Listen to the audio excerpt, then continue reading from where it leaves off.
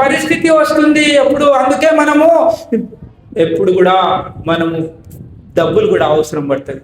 ఆ 8వ తరగతి చదువుతుంటే ఆ చిన్న పాపకి ఏం తెలుసు, అమ్మ చనిపోయింది.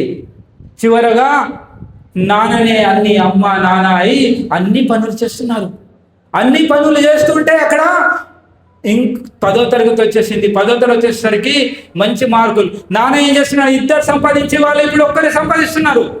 ఒక్కరే సంపాదిస్తే అక్కడ ఏం జరిగింది అంటే, నాన్న ఇంకా కొంచెం ఒక గంట ఎక్కువసేపు హోటల్లో ఇంకా బోన్లు దొమ్ముకుంటా, టేబుల్ సాఫ్ చేసుకుని ఇంకో గంట ఎక్కువ పని చేస్తే ఇంకో ఎక్కువ డబ్బులు వస్తాయి అని పని చేస్తున్నాడు అమ్మాయి కోసం. కానీ అమ్మాయి 10వ తరగతిలో పాస్ అయింది.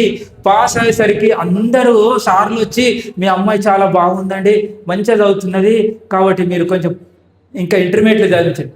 ఆ పాప ఏమంటుంది తెలుసా, నాన్న అమ్మ అయితే లేదు కానీ నేను బడి మానేస్తా, నువ్వు రోజు కష్టపడుతున్నావు, రాత్రి 10-12 గంటలకు వస్తున్నావు, వద్దు నేను వంట చేస్తాను. నువ్వు నా కోసం వంట చేస్తున్నావు, మళ్ళీ ఇంకా పొద్దున లేచిపోతున్నావు, ఇదంతా వద్దు, నేను బంద్ చేస్తాను.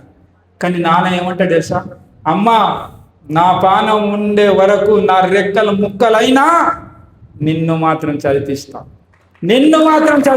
అని చెప్పేశాడు. అప్పుడు ఆమె చదువుకొని ఇంటర్మీడియట్ వేశారు. ఇంటర్మీడియట్ వేస్తే సార్లు కూడా హెల్ప్ చేసి, బాగా ఉంది అమ్మాయి అని కొంచెం ఫీజు కట్టేశారు. మంచిగా ఫస్ట్ ఇయర్ అయిపోయింది, సెకండ్ ఇయర్ అయింది. సెకండ్ ఇయర్లో వచ్చేసరికి ఆమెకు ఎంసెట్ రాసింది. ఎంసెట్ రాస్తే ఇంజనీరింగ్ వచ్చింది, మంచి కాలేజ్లో సీట్ వచ్చింది. అప్పుడు ఇంటర్మీడియట్ అయిపోగానే ఇంజనీర్లో జాయిన్ కాగానే ఆమె మైండ్ సెట్ ఎలా మారుతుంది చూడండి. టాప్ కాలేజీలో వస్తే ఆమె మన ఇంటి పరిస్థితులు మర్చిపోయి ఏమంటుంది, జాయిన్ అయిపోగానే ఒక 6 నెలలు పోయింది. పోయిన తర్వాత ఏమంటుందంటే, అమ్మ నాన్న చూడు, నేను బస్కు ఓనిగా, అందరూ కార్లలో, బైక్ మీద, స్కూటీలో వాళ్ళు వస్తున్నారు, నాకు బైక్ మీద పోవడం ఇష్టం లేదంటున్నాడు. అయితే నాన్న ఒక నెల ఆగమ్మ, నీకు బైక్ కొనిస్తాను చెప్పేసి, అమ్మ నాన్నకెంత కష్టమైనా కానీ ఒక 2-3 నెలల తర్వాత బైక్ కొనిచ్చాడు. అప్పుడు స్కూటీ తీసుకుని వెళ్తుంది. మళ్ళీ అయిపోగానే మళ్ళీ ఇంకా ఫ్రెండ్స్ ఎగిరిస్తూ ఉంటారు, మన పరిశ్రమకి మనం నడవాలి. ఏందే నీకు ల్యాప్టాప్ లేదా, ఈమె మళ్ళీ నానా నాకు ల్యాప్టాప్ కావాలి. ఆ హోటల్ మేనేజర్ దగ్గర, మా పాప చదువుతున్నది, ఇంజనీర్ చేస్తున్నది, నాకు ఒక ల్యాప్టాప్ కొనియడానికి డబ్బులు ఇవ్వమంటే, సరే నెలకి ఇంత కట్ చేస్తా కానీ ఇస్తా అని ల్యాప్టాప్ కొనిచ్చాడు. ల్యాప్టాప్ కొనిస్తే ల్యాప్టాప్లో పని చేస్తున్నది, మంచిగా చదువుతున్నది. ఇంకా ఫ్రెండ్ సర్కిల్ అంటున్నది, చిన్న మొబైల్ ఉంటే మొబైల్ పోయింది. ఏంటంటే నీకు చిన్న డబ్బా ఫోన్ వాడతావా, smart phone. Mind set. Friends ఎట్లా ఉన్నా మన అమ్మ నాన్న పరిస్థితులు మాత్రం మర్చిపోవద్దు నాన్న. ఆమె ఏమైంది, నా అమ్మ చనిపోయింది మర్చిపోయింది, నాన్న ఎంత కష్టపడుతున్నాను మర్చిపోయింది. చివరగా ఏమంటుందంటే, నాన్న నాకు మొబైల్ కావాలని చెప్పేసి, నాకు మొబైల్ కావాలా, అందరికీ మొబైల్ ఉన్నాయి అని చెప్తాడు. అప్పుడు నాన్న ఏమంటాడంటే, అమ్మ మొన్ననే నీకు ల్యాప్టాప్ కొనిచ్చిన, ఇప్పుడు కొంచెం ఒక 6 నెలలు ఆగమంటుంది. 6 నెలలు అంటే, ఏ నాన్న నేనంటే నీకు ఇష్టం లేదా, నాకు ఒకవేళ మమ్మీ ఉంటే నిజంగా నాకు మమ్మీ కొనిచ్చేది, నేనంటే నీకు ఇష్టం లేదు, ఇక నా మాట ఏం పట్టించుకుంటలేవు. బైక్ కొనిచ్చాడు, ల్యాప్టాప్ కొనిచ్చాడు, కానీ ఫ్రెండ్ సర్కిల్లో ఆమె మైండ్ చేంజ్ అయిపోయింది. నాకు ఫోన్ కొనిస్తావా లేదా అంతే, లేదు నాన్న కొనిస్తా తప్పకుండా, నేను నీకోసమే పనిచేస్తున్నా, నేను నీకోసమే జీవిస్తున్నా, నేను ఎవరి కోసం కష్టపడుతున్నామా, నీకు మాత్రం కొనిస్తా అని చెప్పేస్తాం. కానీ ఈ మొండి గుణాలతోని ఆమె ఏం చేస్తా అంటే, లేదు నాకు కావాలంతే, రేపు తెస్తావా లేదా, నాకు ఫోన్ కావాలా అంతే అని చెప్తున్నది. అమ్మ చనిపోయిందని మర్చిపోయింది. ఇమ్మీడియట్ కోపం వచ్చేసింది. ఏం చేసింది, తలుపు తీసేసింది, లోపల వెళ్ళింది. తలుపు పెట్టుకున్నది ఏడ్చుకుంటూ. లేదా లే అమ్మా, లే నేను కొనిస్తా, ఒక 6 నెలలకు నా జీతం వస్తుంది, ఇంకా కొంచెం నీకోసము ఇంకా కష్టపడతాను, నేను రాత్రిపూట కూడా పనిచేస్తామా, కానీ నీకు కొనిస్తా అని చెప్తున్నాను. కానీ ఈమె వినట్లేదు, అన్నీ మర్చిపోయింది పరిస్థితులు. లేదమ్మా నేను తలుపు తీయా, ఓపెన్ చేయ, నేను అవసరం లేదు, నేను నేలనే ఉన్నాను. లేదా మళ్ళీ గంట సేపు కూర్చున్నాడు. మళ్ళీ వెళ్ళండి, కొంచెం కోపం తగ్గిపోయిందేమో, మళ్ళీ తలుపు పెట్టు, ఏం మాట్లాడదు. అమ్మ లే అమ్మా, నీ కాలు మొక్తా అమ్మా, నీకు కొనిస్తా, ఏమన్నా చేస్తా, వీరిలో కాలు మొక్కని పట్టుకొస్తా, కానీ పైసలు నీకు కొనిస్తా అమ్మా, లే. తలుపు తీయది,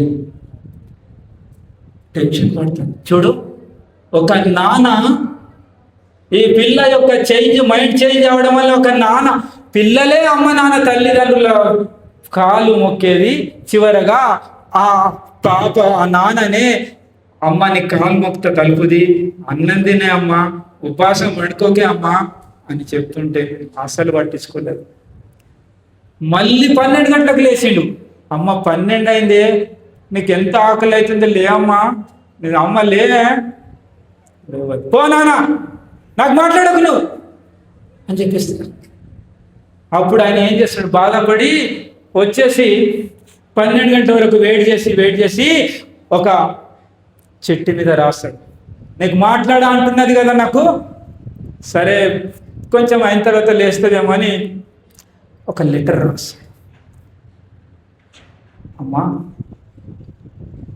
దాని మీద రాస్తాడు, అమ్మ నీకు ఈ విధంగా ఉంది, నీకేం చెప్పలేదు, కానీ నాకు కొన్ని ప్రాబ్లమ్స్ ఉన్నాయి, అంతే మీద రాస్తాడు.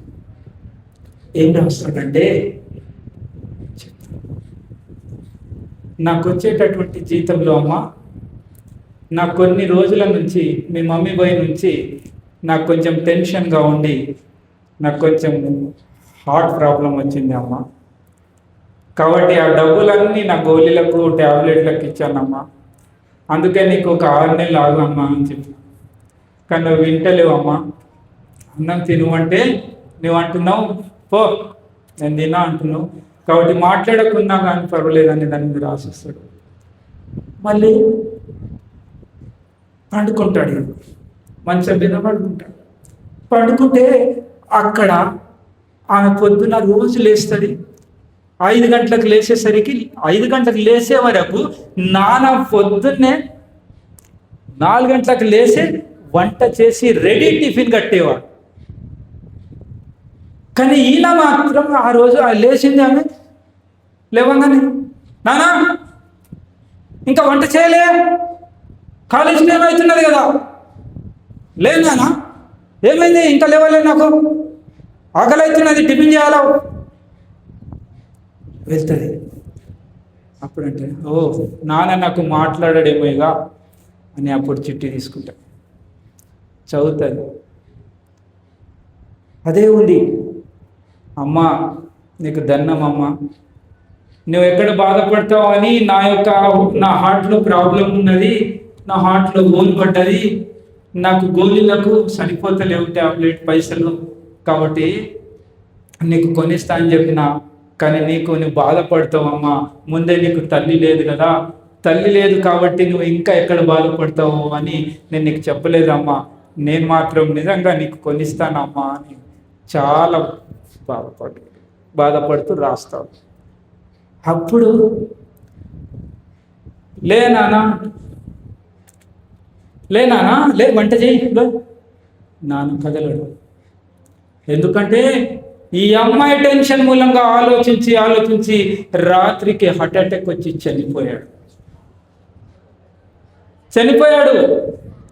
అప్పుడు లేస్తే లేవట్లేదు, నానా లే, ఏమైంది నీకు, లే, అసలు కదలడం లేదు.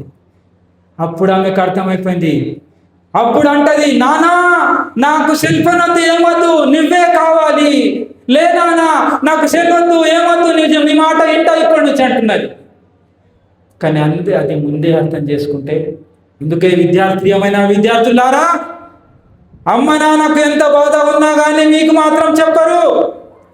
వాళ్ళు మనసులో గుండెల్లో దాచుకొని మీ భవిష్యత్ కోసమే ప్రయత్నం చేస్తుంటారు, రాత్రి బౌలు కష్టపడుతుంటారు.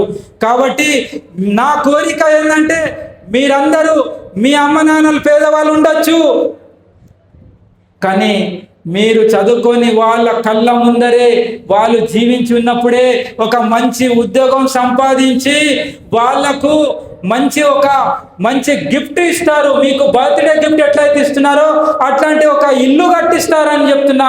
మరి అటువంటి ఏ రోజు కూడా అసలు వాళ్ళు గవర్నమెంట్ బస్సులో తిరిగేటటువంటి అమ్మ నాన్నకు వాళ్ళు కళలు ఎట్లా గర్వపడాలంటే వాళ్ళు ఏంటంటే నా కొడుకు నా కోసం కారు కొన్నాడు, నా కొడుకు కారు కొన్నారు. అందుకే మీరు అమ్మ నాన్నకు ఒక మంచి బంగ్లా, ఒక కారులో తింపే విధంగా మీరు మంచి అట్లా మంచిగా ఎదుగుతారని నేను ఆశిస్తున్నాను. మళ్ళీ ఇంకోటి, భవిష్యత్తులో మీ రిజల్ట్ రాగానే అమ్మ నాన్న సంతోషపడాలా.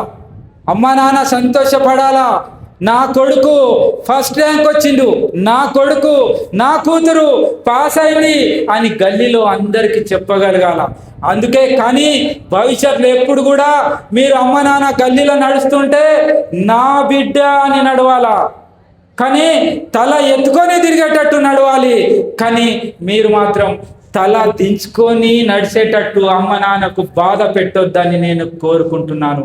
అందుకే మీరందరూ పాస్ అవుతారా అని నేను చెప్తున్నాను. ఖచ్చితంగా మీ అమ్మ నాన్న కోసం ప్రయత్నం చేస్తున్నారని నేను చెప్తున్నాను. కాబట్టి మీరందరూ విజేతులే, అందరూ విజయం సాధిస్తాం. ఒక్కసారి మీరు 5 సార్లు విజయం సాధిస్తాం అనండి. మీ అమ్మ నాన్న ఇష్టమే ఉన్నారు కాబట్టి అనాల్సిందే, అమ్మ నాన్న కోసం విజయం సాధిస్తాను. అమ్మ నాన్న కోసం ఒక్కసారి 3 సార్లు చెప్పలు కొట్టేస్తే నేను 30 సార్లు.